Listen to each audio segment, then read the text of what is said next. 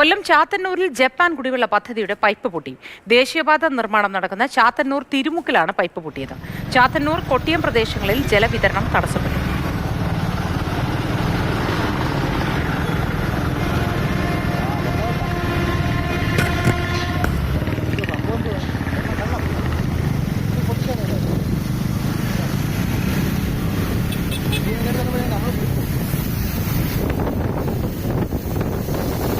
വിശദാംശങ്ങളുമായി കണ്ണൻ നായർ ചേരുന്നു. കണ്ണൻ നായർ, ദൃശ്യങ്ങളിൽ നമുക്ക് വ്യക്തമാണ് വളരെ ഉയരത്തിൽ ഈ വെള്ളം ചീറ്റിത്തെറിക്കുന്നത് നമുക്ക് കാണാം.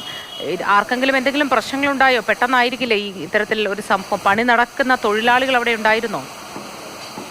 അതിഭീകരമായിട്ടുള്ള ഒരു ദൃശ്യങ്ങളാണ് ഇപ്പോൾ നമ്മൾ കണ്ടുകൊണ്ടിരിക്കുന്നത്. കൊട്ടിയത്ത് ചാത്തന്നൂർ തിരുമുക്കിലാണ് സംഭവം ഉണ്ടായത്. തൊഴിലാളികൾക്കൊന്നും തന്നെ വലിയ പ്രശ്നങ്ങൾ ഉണ്ടായിട്ടില്ല.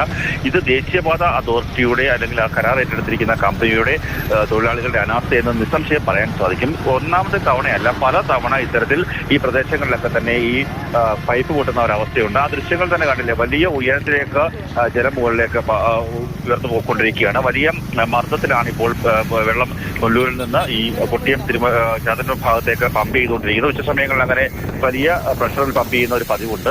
ആ സമയത്താണ് ഇന്ന് 12 മണിയോടുകൂടി JCB ഉപയോഗിച്ച് അവിടെ കുഴികൾ ഇറക്കുകയായിരുന്നു. സാധാരണ ഇത്തരത്തിലുള്ള പൈപ്പ് പോകുന്ന സ്ഥലമാണ് എന്നൊക്കെ നോക്കിയിട്ട് വേണം കുഴികൾ എടുക്കാൻ. എന്നാൽ അത്തരത്തിലുള്ള ഒരു തരത്തിലുള്ള ഒരു മുൻകരുതലും എടുക്കാതെയാണ് പല സമയങ്ങളിലും ദേശീയപാത അതോറിറ്റിയുടെ ദേശീയപാത നിർമ്മാണത്തിന്റെ കരാർ ഏറ്റെടുത്തിരിക്കുന്ന ആ കമ്പനിയുടെ തൊഴിലാളികൾ പ്രവർത്തിക്കുന്നത്. ഈ കുടിവെള്ളം പല സമയം ഇല്ലാത്ത പ്രദേശങ്ങളാണ് ഈ കൊട്ടിയം ചാത്തന്നൂർ പോലെയുള്ള പ്രദേശങ്ങൾ. അവിടേക്കൊക്കെ തന്നെ പല സമയങ്ങളിൽ കഴിഞ്ഞ മാസം സമാനമായ രീതിയിലുള്ള പൈപ്പ് പൊട്ടൽ ഉണ്ടായിരുന്നു.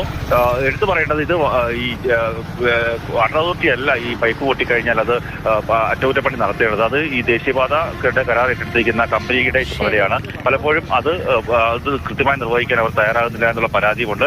എന്തായാലും വലിയ രീതിയിൽ ഇപ്പോഴും അവിടെ പല സ്ഥലങ്ങളിലും ആൾക്കാരെത്തി വാഹനങ്ങൾ കഴുകുകയും അതുപോലെ തന്നെ ചില ആൾക്കാർ അതൊരു ആഘോഷമാക്കി മാറ്റുന്ന ഒരു അവസ്ഥ കൂടി നമുക്ക് ആ ദൃശ്യങ്ങളിൽ നിന്ന് കാണാൻ സാധിക്കുന്നുണ്ട്. പലപ്പോഴും വെള്ളത്തിന് ദൗർലഭ്യം നേരിടുന്നത് വേനൽക്കാലത്താണ്. വേനലിന്റെ തുടക്കമായി, അതുകൊണ്ട് തന്നെ ഇതൊരു ആഘോഷമാക്കി മാറ്റുകയാണ് അവിടെയും എന്നാണ് കണ്ണൻ നായർ റിപ്പോർട്ട് ചെയ്യുന്നത്.